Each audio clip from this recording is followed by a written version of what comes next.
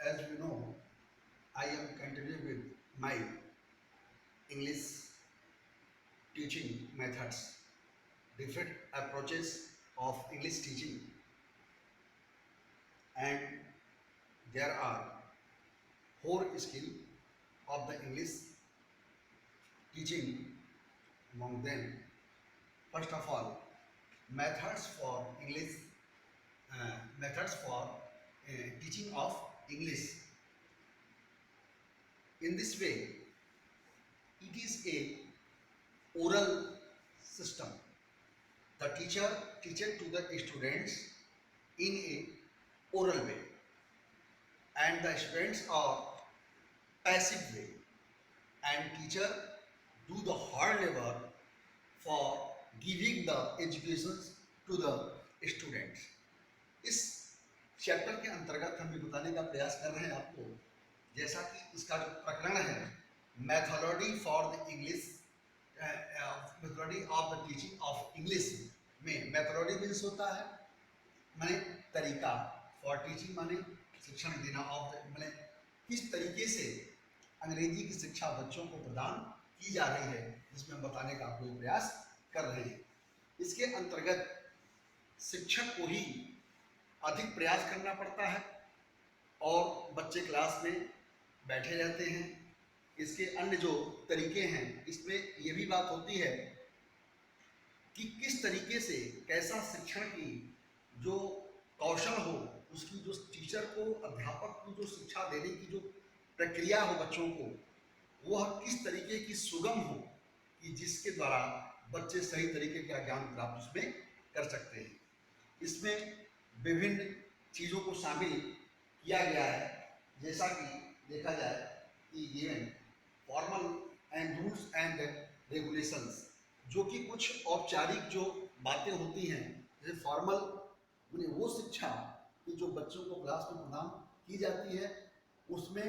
विभिन्न प्रकार के टेक्निक और कौशल तरीकों का उपयोग करके बच्चों को शिक्षा प्रदान करने का प्रयास किया जाता है। इसमें बच्चों को चूँकि भाषा का ज्ञान स्तर उनका नहीं होता, उनके स्तर को समझकर, उनके स्तर में ढलकर उनको शिक्षा देने का प्रयास किया जाता है। और दूसरी बात ये भी होती है कि इसमें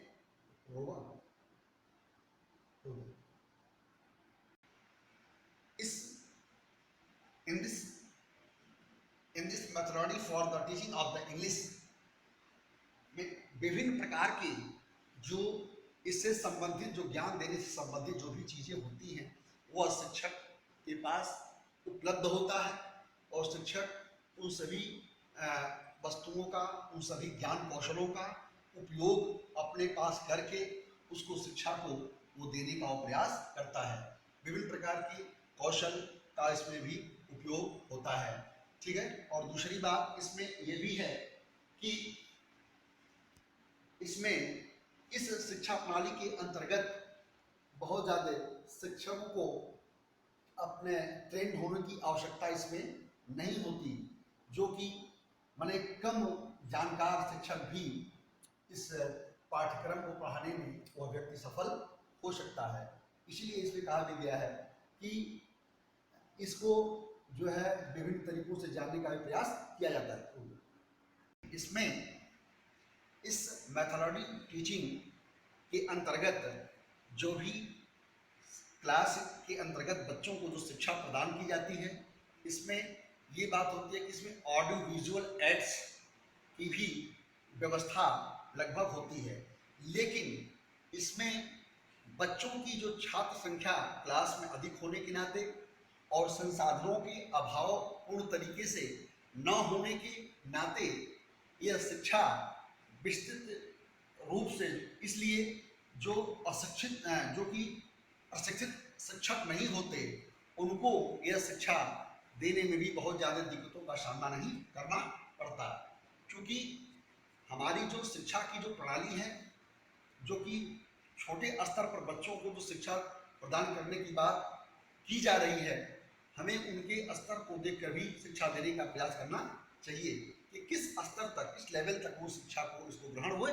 कर ले रहे हैं। और बात यह है कि ऑडियो विजुअल एड्स के अंतर्गत जैसे रेडियो हुआ, टेलीविजन हुआ, वह एक बड़े कमरे में मान लीजिए कि वो चीज़ काफ़ी बच्चों से भरा हुआ है और जिसका उपयोग सही तरीके से उसमें नहीं हो पा रहा है, तो फिर भी यह भी देखने का उसमें प्रयास करना चाहिए कि संसाधन की लगभग इसमें कमी न होने पाए। और इसीलिए इसको जो है विस्तार रूप से, इस मेथड को विस्तार रूप से मदर टंग, मातृभाषा का सहयोग लेते हुए हम उसे दूसरी भाषा में भी उसको बच्चों को समझाने का हम प्रयास करते हैं। और यह तभी बात ये सामने सबके साबित हो सकती है कि जब बच्चों को मातृभाषा का सही तरीके से ज्ञान हो और मातृभाषा को ट्रांसलेशन के माध्यम से, उसका अनुवाद के माध्यम से इस सब चीज़ों को बच्चों को बताने का प्रयास किया जाए तब वे, और इसलिए यह जो प्रणाली है, यह जो तरीका है, ये क्या है, फ्री है, मुक्त है, मुक्त इस सेंस में है कि बच्चे स्वतः, जब बच्चों को इस विभिन्न प्रकार का ज्ञान विभिन्न कौशलों के द्वारा प्रदान किया जाएगा और उनमें ऐसी परिस्थितियों को पैदा किया जाएगा, तब वे बच्चे किसी विषय वस्तु की तरफ, पाठ्यक्रम की तरफ जो है वे आकर्षित होंगे और उसको पढ़ने का भी प्रयास करेंगे। और यह इस प्रकार की उनकी शिक्षा जो है अनुवाद के माध्यम से, ट्रांसलेशन के माध्यम से, कि हिंदी का अनुवाद अंग्रेजी में, अंग्रेजी का अनुवाद हिंदी में, ऐसे करके उनको समझाने का प्रयास किया जाए और इस प्रकार की विधि को स्वच्छंद तरीके से, स्पष्ट तरीके से, स्पॉन्टेनियस वे में इसको शिक्षा देने का प्रयास करना चाहिए। तब ये शिक्षा बच्चों के लिए काफी कारगर साबित हो सकती